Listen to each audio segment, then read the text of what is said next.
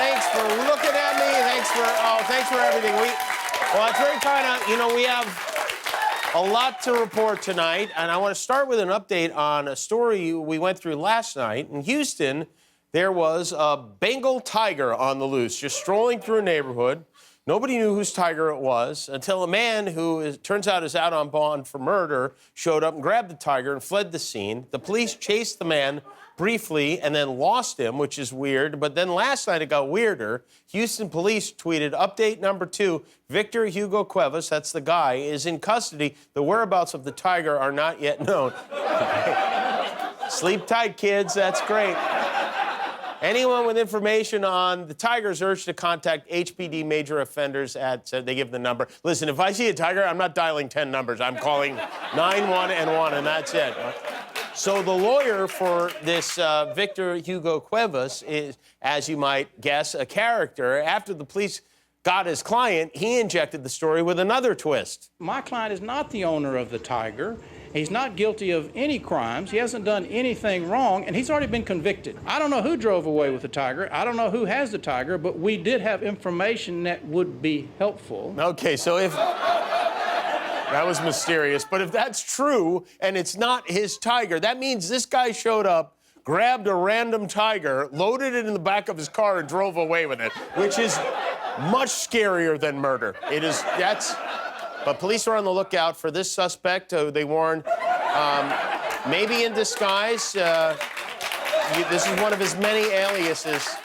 I've seen this movie before. I know how this goes. The police or the FBI or somebody, they're going to have to go to the only person who can catch that tiger. They're going to have to get that person out of prison. In order to catch a tiger, you must free the Tiger King. We've been through a lot over the past year, but this is good news for those who love shows and tunes. Hamilton, Wicked, and The Lion King announced today they're coming back to Broadway in New York. So Hakuna Moderna. Broadway is scheduled to reopen at full capacity on September 14th. Number of shows have announced their return, including Chicago, Phantom of the Opera, and Jagged Little Pill, but not Cats. I guess after a year and a half cooped up at home, people are like, enough with Cats. But it's very good news. After all this, it will be nice to finally relax and watch Alexander Hamilton get murdered again, won't it? Here's another fun thing going on in New York. Starting tomorrow, New Yorkers will be able to get the vaccine at subway and train stations, which sounds sterile. That's just what the subway needed, more random Band-Aids and needles on the ground. Mayor de Blasio announced a list of incentives to get people vaccinated, including free food, free tickets to events, and the opportunity for one lucky vaccinee to be starting quarterback for the New York Jets this season. In North Korea, it turns out they don't even need the vaccine because North Korea says they've had 0 instances of COVID-19. The government says they tested more than 25,000 people, couldn't find a single case. North Korea, what they actually do, they have a very effective strategy to keep COVID at bay. Whenever someone coughs there, they feed him to a wolf. Jeff Bezos has quite a project going. The founder of Amazon is reported to be building a $500 million super yacht that is so big it requires a support yacht to travel with it. This is like the billionaire version of having a second fridge in your garage. The yacht he's building is 417 feet long. It's so big the Suez Canal would get stuck in it. When does the band come back? Monday. Monday, okay. Did you know that? I didn't know this. Jeff Bezos made $75 billion last year. He makes more money every second than the average American worker makes in a week. Every minute, he makes more than 3 average workers earn in a year. When he walks by ATMs, they just start shooting out money like confetti. But is he happy? Oh, yeah, it looks like he is. Here in California, Caitlyn Jenner's learning that running for governor isn't exactly like running in the Olympics. She is polling at 6% in our upcoming recall election, well behind 2 other Republicans. You know who those other Republicans are who are ahead of Caitlyn Jenner? No idea. No one does. No one has any idea because none of them are on the E! Network. Caitlyn Jenner is hoping to become our next governor, even though she admits she did not vote in the last election, but she had a super solid reason for not going to the polls. It was voting day, And I thought, the only thing out here in California that I worry about, which affects people, is the propositions that were out there. And I didn't see any propositions that I really had one side or the other.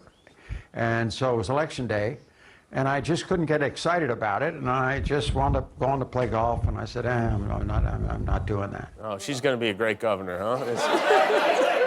Instead of voting, she played golf. Maybe she should be running for president instead. You know,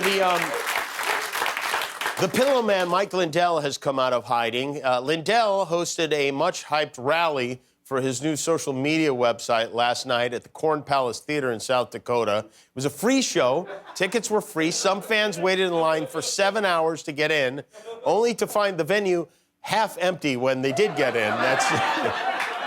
They're expecting 30,000 people to show up. Only 1,500 did. It was quite an event. Mike treated the semi-crowd to 90 minutes of paranoid rantings about election fraud, and the music act was none other than former Saturday Night Live cast member Joe Piscopo. Hey, Zuckerberg. Hey, Jack Dorsey. Mike Lindell is taking you out. How about the Japanese? Can I do this? Whoa! I'm sorry if that's racist. I apologize. Whose music is this? Ain't no one. I ain't some Jewish guy talking sweet Caroline. I was born a white boy, but I like to rap black. Joe Piscopo. Joe Piscopo. Rapping Benthol. I'm Joe Piscopo. Thanks for coming to the show, but we gotta go. Yeah. Joe writes out his set list on the back of the MapQuest directions he prints out to get there.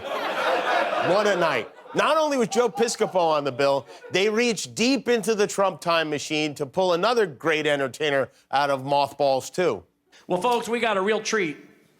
Up here on the big screen and through the audio, we are about to be joined by the founder and chairman of the American Cornerstone Institute, Secretary Ben Carson.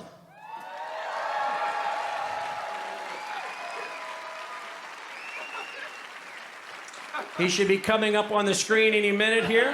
There he is! Woo! Well, hello, everybody. Not too loud, you'll wake him up, please. Ben Carson on Zoom is like, it's the South Dakota equivalent of the Tupac hologram. He's the only one I miss, it really is. This is a funny story. This is also a true story about a man named Dustin Baker. One day, Dustin Baker was taking a shower, and instead of his normal body wash, he had picked up a bottle of Menthol body wash and applied it to his undercarriage, which immediately created a burning sensation. And now a lesser man would have shed tears if something like this happened, but Dustin decided to turn menthol into mentholate and wrote a song about the experience, which he now sings in the shower every day, and which his wife secretly recorded and posted on TikTok, where it has now been seen millions of times.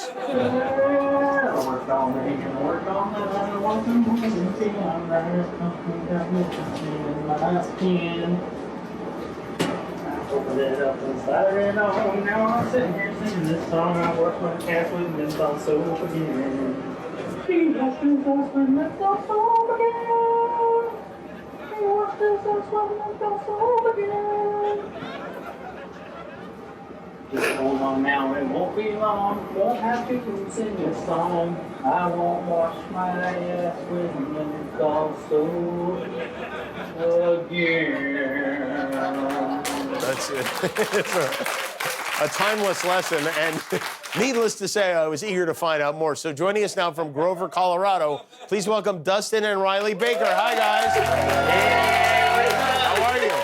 Nice to meet you. How are you? Dustin, you look clean. You look really clean. I'm extremely clean right now. So tell us how this started. Well, I do all the shopping, so I buy all the soap and stuff, and happened to pick up the wrong bottle of Cool Sport Rush that included menthol in it, and I didn't see it, and put it in the shower, and one thing led to another. And how are you doing physically now, Dustin? Has the rush subsided? Physically, I have recovered. Mentally, I will never recover. So when your butt was on fire, did you have like a revelation? Was that your Star is Born moment? I did. I saw God for a little bit, and we had a chat, and he inspired me to write this song. You know what I mean? Yeah. Take us through the songwriting process. Is this something that you wrote down? No. So like I said, you know, seeing God, he inspired me to just write this in the shower as a reminder to myself to maybe look at the bottle first before I just shoot it. And how often do you sing this? Every time you shower? Every time I shower. So, Riley, you decided that you wanted to get this for posterity, and you recorded it. And then did your husband know you were posting it? Yes and no. I usually sit in there with him at the end of the day when we shower, or when he showers and stuff after work. And he happened to be singing that song, and I got it, and I showed it to him afterwards, and I was just like, I gotcha. And I was like, well, by the way, if I happen to post it somewhere, would you be okay with that? And he was like, oh, sure. Because I had 25 followers on TikTok. So. 25 followers. How many people have watched this song now on TikTok? I want to say about 8 million. So, like, really, when it comes to famous butts in music, it's like J-Lo and Megan Thee Stallion and you. And are your friends, your family and friends having fun with this? Yeah, they call me Menthol Man now. You know, when I was younger, I wanted to be a rock star, and so my mom made a point to say, "Hey, look, you made it with music." You did. That's your. I'm gonna tell you something. Niche. I enjoyed the song. I've listened to it many times. This is a great song, and so when we heard it, we decided it would be wise to get in touch with a great band. And here now, with their cover of your song, I Washed My Ass with Menthol Soap Again. Please say hello to Dawes, everybody.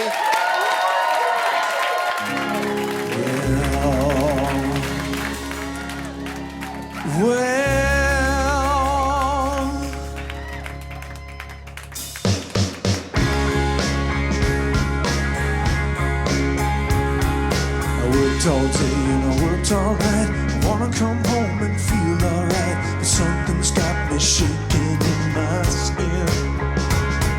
I opened it up and I slathered it on. Now I'm sitting here singing this song. I washed my ass with menthol soap again. He washed his ass with menthol soap again.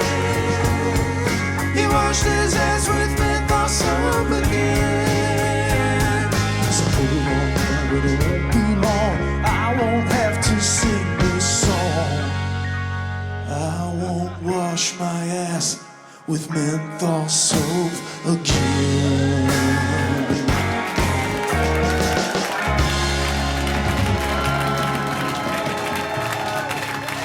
Wow, look at that. I mean, is that... Hey, what did you think? That was phenomenal. So amazing. Thank you so much. I told you they would love it, guys. Thank you very much. You did it better than I could have. And by the way, your song just went porcelain. We've got a porcelain record. We're going to send this to your home. We'll send this to all of your homes, too. Thanks, guys. We appreciate it. Thanks, Dustin and Riley. Thanks to Dawes. We have a great show tonight. Very funny. Mike Epps is here. We have music from Madness, and we'll be back with Heidi Klum one more time. He washed his ass with menthol soap again. He washed his ass with menthol soap again. He washed his ass with menthol soap again. If you like that video, then put a ring on it. Click the subscribe button below.